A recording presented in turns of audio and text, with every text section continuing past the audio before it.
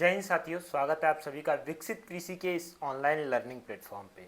आज हम देखने वाले हैं यूपी कैटेट के बारे में सब कुछ जो भी होगा, चाहे आप यूजी कर रहे हो, करने के लिए सोच रहे हो, या फिर पीजी या फिर पीएचडी कोई भी कोर्स करने के लिए सोच रहे हो, तो यूपी कैटेट से संबंधित हर जानकारी, चाहे वो सीट हो, फीस हो, कुछ भी हो, एवरीथिंग कुछ भी हो, चाहे डॉक्यूमेंट्स हो, चाहे कुछ भी हो, पूरी जो है यहाँ पे इंफॉर्मेशन दी जाएगी। वीडियो थोड़ा लंबा होगा लेकिन इतना सटीक होगा कि कोई भी वीडियो यूट्यूब पे देखने की ज़रूरत नहीं पड़ेगी। ठीक है, फॉर्म कैसे फिल करना है ऑलरेडी हमने वीडियो बना दिया है, चैनल पे जाकर के आप लोग देख लीजिएगा।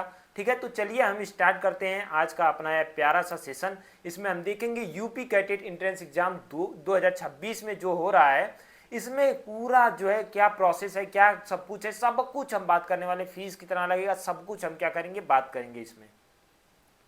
चलिए स्टार्ट करते हैं आज का ये सेशन। हमारे पास यहाँ पे ब्राउचर है यूपी कैटेट 2026 का, आपको पता ही होगा बांदा यूनिवर्सिटी के द्वारा ये एग्ज़ाम कंडक्ट कराया जा रहा है इस बार। ठीक है, इसमें जो भी इंफॉर्मेशन इससे निकल के आएगा सब कुछ हम क्या करेंगे, डिस्कस करेंगे। उससे पहले मैं आपसे रिक्वेस्ट करूँगा कि अगर आप चैनल पे पहली बार विजिट कर रहे हो तो चैनल को जरूर सब्सक्राइब कर लेना, बाकी अपने हर फ्रेंड के साथ शेयर जरूर कर देना। ठीक है, तो चलिए हम स्टार्ट करते हैं आज का ये सेशन। तो यहाँ पे पहले हम क्या देखते हैं, सब चीज़ें देखेंगे। ठीक है, एक एक करके जो हमारे काम की होंगी वही चीज़ें हम देखेंगे। ठीक है, ऐसा नहीं कि हम लोग सब कुछ देखते हुए चलेंगे। ठीक है, तो काम वाली चीज़ें ही क्या करेंगे, हम लोग देखेंगे। पहले हम लोग देखते हैं इंपॉर्टेंट डेट्स क्या क्या होने वाली हैं। ठीक है, जैसा कि आपको पता है ऑनलाइन आवेदन करने की तिथि कब से स्टार्ट हो रही है, तो 30 मार्च से स्टार्ट हो चुकी है, 30 अप्रैल तक इसका चलने वाला है। ठीक है, हम पूरा काम चलेगा। ठीक है, बाकी करेक्शन करना हो तो करेक्शन करने के लिए 1 से 2 मई तक आप करेक्शन कर सकते हो।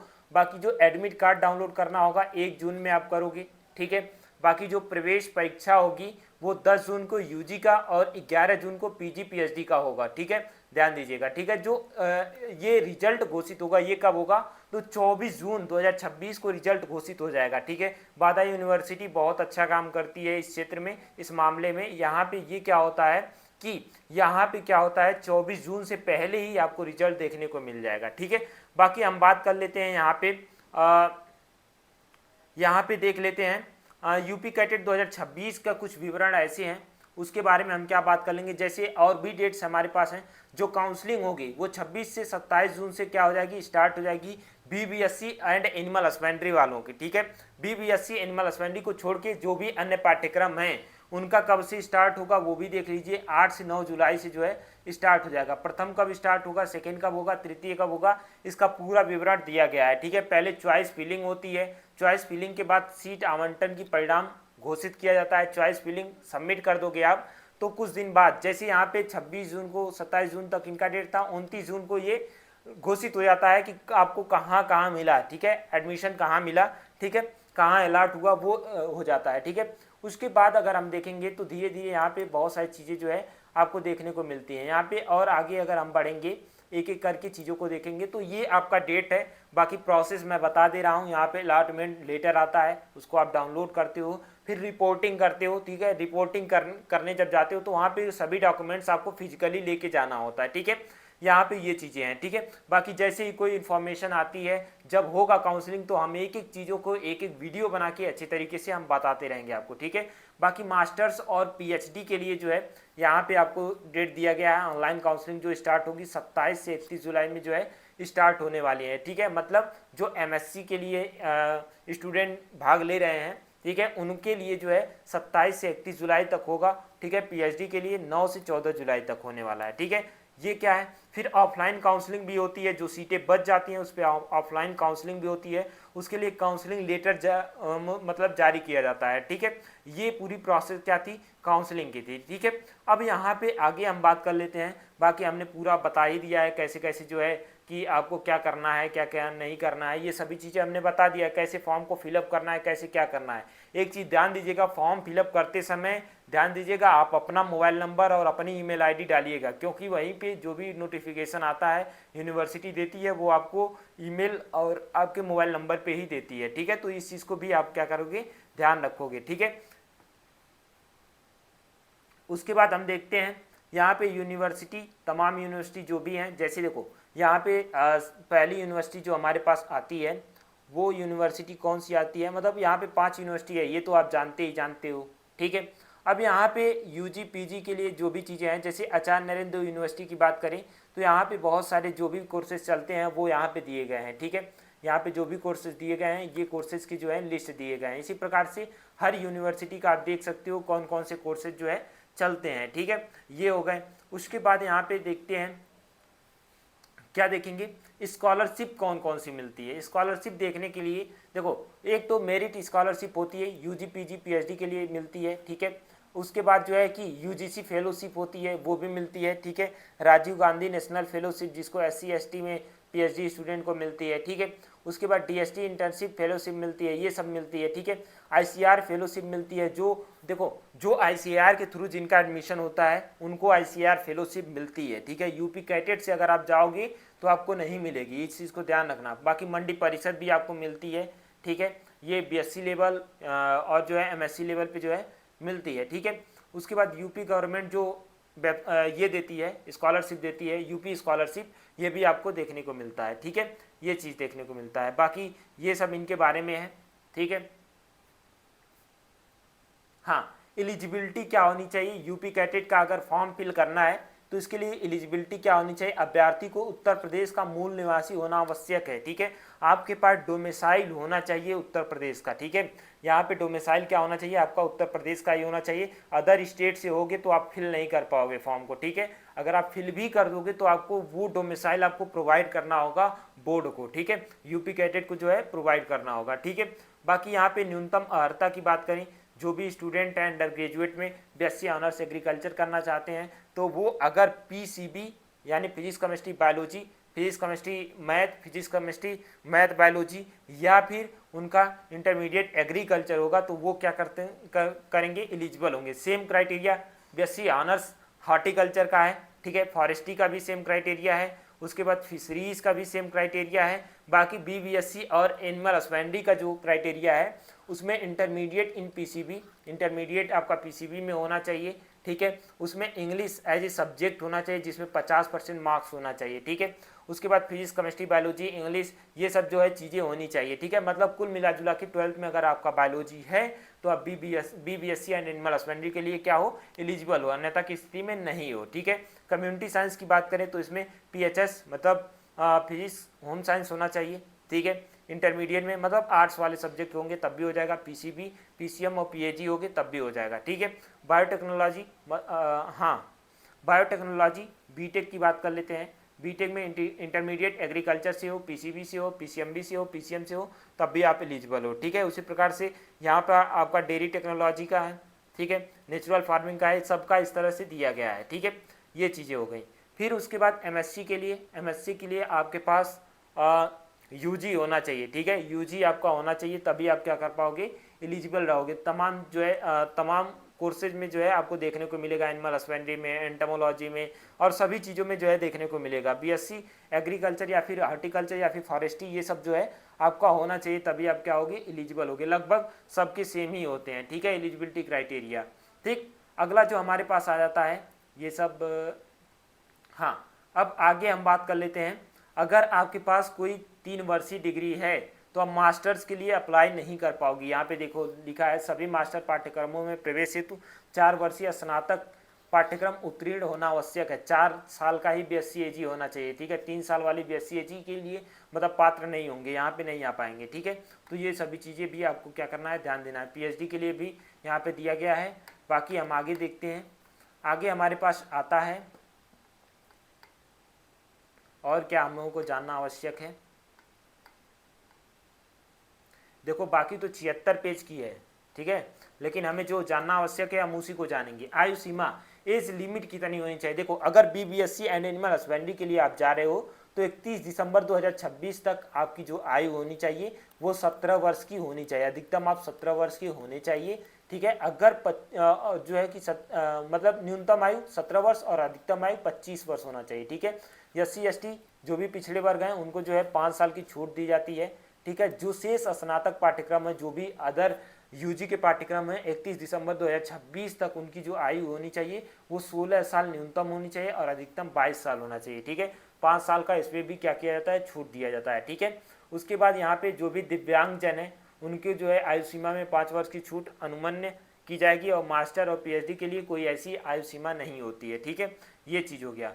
फिर उसके बाद यहाँ पे देखोगे तो यहाँ पे जो है कि बहुत सारी चीज़ें हैं, जैसे पाठ्यक्रम जो भी पीएचडी के लिए हैं उनके लिए ये है। ठीक है, फेलोशिप के बारे में जो भी चीज़ें बताई गई हैं फेलोशिप के बारे में बताई गई हैं। ठीक है, बाकी यहाँ पे आरक्षण आपका दिया गया है, आरक्षण SC ST का जो भी होगा या कि PWD जो भी कैंडिडेट होंगे उस तरह से आपके आरक्षण यहाँ पे मिलेंगे। ठीक है, ये जो है आपको दिया गया है। हाँ, अगर आप आरक्षण के लिए अप्लाई कर रहे हो तो आरक्षण के लिए आपका जो भी सर्टिफिकेट होगा वो होना चाहिए। ठीक है, पूरी क्राइटेरिया यहाँ पे लिखी गई है, आप पढ़ लेना, मैं इसको भेज दूंगा। ठीक है, जो आपका अप्लीकेशन फॉर्म ऑनलाइन करना है वो ऑनलाइन जो है कि आप BUET या upcated.org.in से जो है आप फॉर्म फिल कर सकते हो। ठीक है, यहाँ पे जो है इनकी सभी चीज़ें दी गई हैं। हाँ, यहाँ पे आपको मैं फॉर्म फिल करके बताया भी हूँ, उसका लिंक आपको कमेंट बॉक्स में या फिर डिस्क्रिप्शन चेक कर लेना, वहाँ पे मिल जाएगा। फ़ोटो के बारे में बहुत से बच्चे जो है हमें कमेंट कर रहे थे, मैसेज कर रहे थे किस तरह का फ़ोटो होना चाहिए। तो आपको बता दें, जो फ़ोटो होना चाहिए 1 मार्च की इधर, मतलब 1 मार्च 2 मार्च 3 मार्च 4 मार्च इधर होना चाहिए, उधर नहीं होना चाहिए। ठीक है, मतलब फरवरी में नहीं होना चाहिए, 1 मार्च के इधर होना चाहिए। और फोटो पे एक चीज़ ध्यान देना, जो भी फोटो होगा आपका इस तरह से होना चाहिए कि जैसे मान लो कि ये फ़ोटो है। ठीक है, ये फ़ोटो है, फ़ोटो पे आप बना लो और ऐसे आप अपना लिखवा के जो है ऐसे पकड़वा के फ़ोटो जो है खिंचवा सकते हो। ठीक है, ये पासपोर्ट साइज फ़ोटो होगा, इस पर आपका नाम होगा। ठीक है, डेट ऑफ फोटो होगा। हाँ, आधार कार्ड का भी, आधार कार्ड नंबर अगर लिख सकते हो तो लिख सकते हो, अन्यथा कोई दिक्कत वाली बात नहीं है। नाम और फोटो नाम और डेट जो है होना चाहिए, ये दोनों जो है इंपॉर्टेंट होता है। ठीक है, ये चीज़ होना चाहिए। ठीक है, चलो आगे बात कर लेते हैं। आगे ये सब तो मैंने डिटेल वीडियो बना के बताया ही है। हाँ, और बात कर लेते हैं आपका सेंटर कहाँ जाएगा। ठीक है, सेंटर कहाँ जाएगा तो आप बता दें, पहले यूजी के लिए मैं बता देता हूँ। यूजी का सेंटर आगरा में आप चूज़ कर सकते हो, बरेली में चूज़ कर सकते हो, साथ ही साथ आप आजमगढ़ में चूज़ कर सकते हो। ठीक है, आजमगढ़ के साथ साथ आप झांसी में चूज़ कर सकते हो, लखनऊ में, और लखनऊ में नहीं, गोरखपुर में जो है चूज़ कर सकते हो। ये यूजी के लिए थे। ठीक है, बाकी पीजी के लिए हमें कहाँ कहाँ चूज़ करना होगा, मतलब यूजी के लिए ये सभी में चूज़ कर सकते हो। ठीक है, बांदा में भी, कानपुर, मेरठ, वाराणसी, आजमगढ़, गोरखपुर, लखनऊ, प्रयागराज, ये सब में यूजी में चूज़ कर सकते हो। बट पीजी के जो होंगे, पीजी में और पीएचडी के लिए और एमबीए के लिए अयोध्या में चूज़ कर सकते हो आप, बाकी बांदा में चूज़ कर सकते हो, कानपुर में, मेरठ में, वाराणसी में, और जो है लखनऊ में और प्रयागराज में। इतना जो है मास्टर और पीएचडी के लिए और एमबीए के लिए जो है इतना में आप चूज़ कर सकते हो। ठीक है, ये चीज़ हो सकता है। ठीक है, अब बाकी आगे हम लोग देखते हैं एप्लीकेशन फ़ीस कितना है। तो 1350 रुपया, जो भी आपके EWS UR OBC के कैंडिडेट हैं उनके लिए 1350 रुपया, SC ST के लिए जो है और महिला वर्ग किसी भी श्रेणी के हो, चाहे वो EWS हो, चाहे OBC हो, UR हो, कोई भी हो, उनका जो है 1100 फीस लगने वाला है। ठीक है, उसके बाद हम बात कर लेते हैं परीक्षा की पद्धति। अगर आपका 12th में बायोलॉजी है, ठीक है, यूजी के लिए मैं बता रहा हूँ, यूजी के लिए बता रहा हूँ, यूजी के लिए अगर आपका 12th में बायोलॉजी है तो आपको PCB चूज़ करना पड़ेगा, अगर मैथ है PCM, PAG, PHS। ठीक है, ये सब चूज़ करना पड़ेगा। अब यहाँ पे टोटल चाहे यूजी का कोई भी कोर्स हो, 800 अंकों के आपके क्वेश्चन पूछे जाते हैं, 200 क्वेश्चन होते हैं। ठीक है, 200 क्वेश्चन में से एक क्वेश्चन जो होता है वो कितने मार्क्स का होता है, तो वो होता है आपका हाँ 4 मार्क्स का होता है। बाकी 1 मार्क्स जो है निगेटिव मार्किंग होती है। 3 घंटे का पेपर होता है, और ये जो पेपर होता है वो MR बेस पे होता है, ऑफलाइन होता है, कंप्यूटर बेस पे नहीं होता है। ठीक है, PCB ये सब मैंने तो बता ही दिया किसके लिए किसके लिए जो है एलिजिबिलिटी है। ठीक है, बाकी PAG के लिए भी मैंने बता दिया। ठीक है, PHS के लिए। ठीक है, तो ये सब चीज़ें। अब यहाँ पे हम लोग जो हमारा सिलेबस है उसको भी हम क्या करेंगे, देखते रहेंगे कि भाई हमारा सिलेबस क्या है। ठीक है, उस सिलेबस को भी हम क्या करेंगे, देखते रहेंगे। ठीक है, अब हम सिलेबस देखते हैं कि भाई सिलेबस क्या है। सिलेबस देखते हैं तो सिलेबस हम एक एक करके सबका देखते जाएंगे। ठीक है, जैसे PCB वालों को टोटल इनसे भी 200 क्वेश्चन पूछे जाएंगे। ठीक है, इनके 200 क्वेश्चन GS से होंगे। ठीक है, मतलब GK से पूछे जाएंगे, बाकी फिजिक्स से, केमिस्ट्री से, बायोलॉजी से, इससे जो है क्वेश्चन पूछे जाएंगे। ठीक है, सब में 20 क्वेश्चन GK रहेगा। ठीक है, PCM भी यही है, GK रहेगा, फिजिक्स, केमिस्ट्री और मैथ, बायो की जगह मैथ हो जाएगा। ठीक है, अब PAG वालों का ये देखो इन लोगों का जो है ज़्यादा रहता है। इसमें क्या होता है, जीके होता है, एग्रीकल्चरल फिजिक्स होती है, agricultural chemistry, agriculture zoology, agriculture botany, agronomy, animal husbandry, horticulture, agriculture engineering, agriculture statics and mathematics, ये सब होते हैं। ठीक है, पीएचएस के कितने होते हैं, तो यहाँ पे जनरल नॉलेज होता है, इंग्लिश होता है, हिंदी होता है, सोशियोलॉजी होता है, इकोनॉमिक्स होता है, और क्या होता है, जियोग्राफी होता है, होम साइंस होता है। ये सब क्या होते हैं, ये सब चीज़ें होती हैं। ठीक है, बाकी हमने बता ही दिया कि कितने मार्क्स के कितने कितने क्या होंगे। ठीक है, बाकी यहाँ पे देखोगे यूपी कैडेट के द्वारा उत्तर प्रदेश के कृषि विश्वविद्यालय में जो परा स्नातक यानी मास्टर के कोर्सेज हैं उनमें प्रवेश जो है 11 जून को जो है आयोजित किया जाएगा। ये तो मैंने पहले ही बता दिया। 3 घंटे का पेपर होगा, 800 मार्क्स का होगा, टोटल 200 वास्तुनिष्ठ प्रश्न पूछे जाएंगे। हाँ, एमबीए का जो होता है उसमें कुल 400 अंकों के क्वेश्चन पूछे जाते हैं, जिसमें कुल 100 बहुविकल्पी क्वेश्चन होते हैं, 100 क्वेश्चन होते हैं। ठीक है, एमबीए का अलग पैटर्न होता है। ठीक है, ये चीज़ भी आपको ध्यान में रखना है। बाकी यहाँ पे मास्टर्स के लिए जो यहाँ पे आपका क्वेश्चंस है, ठीक है, मतलब कोड है, वो यहाँ पे आप देख सकते हो। बाकी मास्टर्स की जो पाठ्यक्रम में जो पुस्तिका में जो भी सिलेबस आते हैं उसको आप देख सकते हो, कितने क्वेश्चन आते हैं, कहाँ से कैसे आते हैं। ठीक है, तो यहाँ पे देखो कम्युनिटी साइंस के लिए जनरल नॉलेज आएगा। ठीक है, फूड एंड न्यूट्रिशन आएगा, होम मैनेजमेंट आएगा, चाइल्ड डेवलपमेंट आएगा, home and science and extension education आएगा, क्लॉथिंग एंड टेक्सटाइल आएगा, स्टैटिक्स आएगा, ये सब आते हैं। अब जो एमएससी एग्रीकल्चर, हॉर्टिकल्चर, ये जो भी चीज़ें हैं उनके लिए एमएजी ग्रुप से जो फिल किए हैं उनके लिए क्या क्या आएगा, ये इंपॉर्टेंट हो जाता है। जीके से आता है क्वेश्चन। ठीक है, एमएससी एग्रोनॉमी, एग्रोमेटोलॉजी से आता है, horticulture, soil science, agriculture engineering, animal husbandry, agriculture biochemistry, genetics and plant breeding, extension education, entomology, plant pathology, nematology और economics, seed technology, soil conservation, statics, biochemistry, forestry. मतलब 4 साल की डिग्री में जो भी आप पढ़ते हो वो सभी जो है इसमें पूछ लिया जाता है। ठीक है, उसके बाद MVSC मतलब मास्टर ऑफ वेटनरी साइंस अगर आप करने जा रहे हो तो वहाँ पे जीके आएगा, वेटनरी माइक्रोबायोलॉजी आएगा, LPM आएगा, वेटनरी सर्जरी एंड रीडिंग आएगा, फिर उसके बाद जो है एनिमल जेनेटिक्स एंड ब्रीडिंग आएगा, एनिमल न्यूट्रिशन आएगा। ये सभी इस तरह से वेटनरी के जो भी सब्जेक्ट होते हैं वो जो है आप पूछेंगे। जनरली ये बात है, जो भी आप यूजी में पढ़े हो वही जो है आपके पीजी में आने वाला है। ठीक है, तो ये सबका जो है सिलेबस दिया गया है, इसको आप एक बार देख लेना। ठीक है, मैं आपको भेज दूंगा। ठीक है, अब यहाँ पे पीएचडी का भी यहाँ पे सिलेबस पूरा दिया गया है, कोड भी दिया गया है। ठीक है, इसको भी आप लोग देख लीजिएगा। ठीक है, अब यहाँ पे अब हम आगे देखते हैं। आगे हमें क्या देखना है, जो डेट और टाइमिंग है वो मैं बता देता हूँ। स्नातक का 10 तारीख को 9 से 12 होगा। ठीक है, 9 से 12 इनका भी होगा, पीजी का भी 11 तारीख को इनका भी 9 से 12 होगा, पीएचडी का भी। उसके बाद 3 बजे से 5 बजे तक किनका होगा, एमबीए वालों का होगा। ठीक है, सबका सिलेबस मैंने बता दिया। ठीक है, यूपी बोर्ड से इंटरमीडिएट निर्धारित जो भी परीक्षा है उसी में जो है आएगा। देखो यहाँ पे मैंने लिखा हुआ है, ये मैंने बता भी दिया था।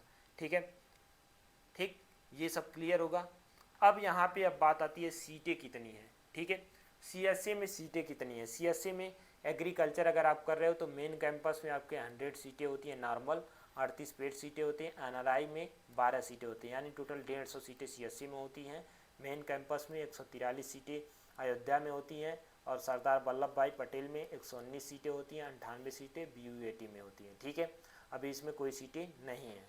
ठीक है, उसके बाद एग्रीकल्चर आजमगढ़ कैंपस किस में है, तो ये है आचार्य नरेंद्र में, तो ये 87 सीटें वहाँ पे हैं। ठीक है, बाकी गोंडा कैंपस में अगर देखोगे तो 67 सीटें यहाँ पे हैं, 67 सीटें यहाँ पे हैं। ठीक है, मतलब आचार्य नरेंद्र में ही केवल है गोंडा। ठीक है, उसके बाद यहाँ पे लखीमपुर खीरी में देखोगे तो 60 सीटें हैं, 20 सीटें, मतलब टोटल 87 सीटें सीएससी में है, बाकी यहाँ पे कोई सीटें नहीं है। ठीक है, उसके बाद हरदोई कैंपस में 100 सीटें हैं, ये भी सीएससी से ही कनेक्टेड है। ठीक है, बीएससी हॉर्टिकल्चर की बात कर लेते हैं तो 60 सीटें हैं, सीएसए में 87 सीटें, आचार्य नरेंद्र में 60 सीटें हैं, आपका सरदार वल्लभ भाई पटेल में 96 सीटें हैं, BUAT बांदा में। ठीक है, उसके बाद फॉरेस्ट्री की 55 सीटें हैं, 23 सीटें आपकी आचार्य नरेंद्र में हैं, 48 सीटें जो है कि इसमें है, क्या नाम है, 48 नहीं, इसमें कोई सीटें नहीं है। ठीक है, मेरठ में कोई सीटें नहीं है फॉरेस्ट्री की, और जो है 48 सीटें BUAT बांदा में है। ठीक है, ये चीज़ ध्यान रखना। बाकी बात कर लेते हैं BFSC की। ठीक है, फिशरीज साइंस का सीएसए में 40 सीटें हैं, आचार्य नरेंद्र में 31 सीटें हैं, बाकी किसी में कोई सीट नहीं है। ठीक है, अगर BBSc एंड एनिमल हस्बेंड्री करना चाहते हो तो आचार्य नरेंद्र में 40 सीटें मतलब नॉर्मल में है, 20 सीटें पेड में है और 8 सीटें क्या हैं NRI सीटें, मतलब टोटल 68 सीटें हैं। और सरदार वल्लभ भाई पटेल में 68 सीटें हैं और 68 सीटें बांदा में हैं। ठीक है, ये सब हो गया। बाकी जो भी आप जिसका भी आप देखना चाहते हो उसका आप देख सकते हो। जैसे कि यहाँ पे कम्युनिटी साइंस का 40 CSA में है और 33 आचार्य नरेंद्र में है, 24 आपका इसमें है, बाकी इसमें बांदा में 24 है, इसमें कोई सीट नहीं है। ठीक है, उसके बाद बायोटेक्नोलॉजी की बात कर लो। बायोटेक की बात करोगे तो बायोटेक्नोलॉजी की बात करोगे तो यहाँ पे आपको देखने को मिलेगा 31 सीटें आचार्य नरेंद्र में। ठीक है, बाकी 72 सीटें इसमें देखने को मिलेगा, बाकी कहीं नहीं होगा। ठीक है, उसके बाद एग्रीकल्चर इंजीनियरिंग की 29 सीटें हैं, 49 सीटें आपका आचार्य नरेंद्र में, 60 सीटें सरदार वल्लभ भाई पटेल में और 32 सीटें आपकी बांदा में देखने को मिलती है। ठीक है, तो ये सभी क्या है, पूरी सीटें का ब्यौरा है। ठीक है, आप देख सकते हो सबकी सीटें जो है यहाँ पे दी गई हैं। ठीक है, टोटल यहाँ पे जो भी सीटें हैं वो सबकी दे दी गई हैं। ठीक है, इसी तरह से पोस्ट ग्रेजुएट का अलग अलग अगर मैं एक एक को बताऊंगा तो बहुत समय लग जाएगा। ठीक है, क्योंकि पोस्ट ग्रेजुएशन में बहुत सारे जो है कोर्सेज होते हैं, आप देख सकते हो बहुत सारे कोर्सेज हैं, तो इसमें जो है बहुत समय लग जाएगा एक एक सीटों को बताने में। ठीक है, तो एक बार आप जाके मैं आपके टेलीग्राम पे भेज दूंगा और हमारा जो एप्लीकेशन है वहाँ पे भी अपलोड है, वहाँ पे एक बार आप जाके इसको आप ज़रूर पढ़ लीजिएगा, देख लीजिएगा। ठीक है, कहाँ पे कितनी सीटें हैं। ठीक है, अगर आप कहेंगे तो अलग से मैं अभी वीडियो बना दूंगा। ठीक है, हालांकि देखो बताना वो नहीं है, बताऊंगा तो बहुत ज़्यादा जो है लेंथी हो जाएंगी, वीडियो बड़े हो जाएंगी। ठीक है, चलो आगे बात कर लेते हैं और कुछ अगर देखते हैं बताने लायक हो आपको तो वो भी बता दिया जाए। वैसा तो और कुछ नहीं हमें दिख रहा है। काउंसलिंग की पद्धति तो मैंने बताई ही थी, काउंसलिंग कैसे कैसे क्या होगा। ठीक है, वो वहाँ पे जैसे जैसे भी करना है वो यहाँ पे प्रोसेस इन्होंने बताया है। ठीक है, वो प्रोसेस आएगा तब भी हम बताएंगे। ठीक है, अपग्रेडेशन की प्रक्रिया भी इन्होंने लिखा हुआ है।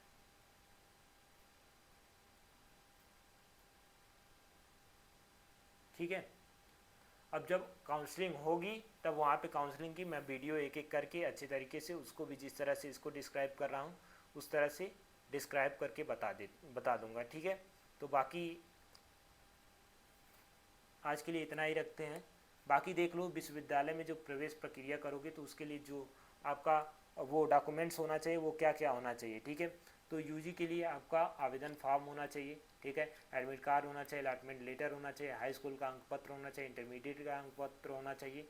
ठीक है, और देखो स्नातक की डिग्री यूजी वालों के पास तो होगा नहीं। ठीक है, पीजी वाले पीएचडी के वालों के पास होगा। ठीक है, मास्टर्स की डिग्री परास्नातक की तो ये पीएचडी वालों के पास होती है, तो पीएचडी वालों को लगेगा। ठीक है, बाकी माइग्रेशन सबके लिए लगेगा, ट्रांसफर सर्टिफिकेट चरित्र प्रमाण पत्र सबके लिए लगेगा, निवास प्रमाण पत्र सबको जरूरी होगा, ओबीसी एससी एसटी जो भी जाति प्रमाण पत्र है वो लगेगा। ठीक है, ईडब्ल्यूएस अगर लागू होगा तब लगेगा। ठीक है, उसके बाद अगर आप कोई वेटेज लगाए हो तो उसका जो है सर्टिफिकेट लगेगा, चाहे खेल का हो चाहे कुछ भी हो, आधार कार्ड आपके होना चाहिए। और जो है कि अगर आपने गैप है तो आपको हलफनामा लिख के देना पड़ेगा, लिखवा के देना पड़ेगा, तहसील से बनता है। ठीक है, तो ये सभी चीज़ें जो है यहाँ पे दी गई हैं। आई थिंक आपको क्लियर हुआ होगा। इसके अलावा अगर आपको लगता है कोई भी डाउट है तो आप हमसे डायरेक्टली पूछ सकते हो, कमेंट बॉक्स आपका है, कमेंट करिएगा, वहाँ पे हर डाउट हर नोटिफिकेशन आपको टाइम टू टाइम मिलता रहेगा। ठीक है, बाकी हम मिलते हैं नेक्स्ट वीडियो में नेक्स्ट टॉपिक के साथ। ठीक है, थैंक यू।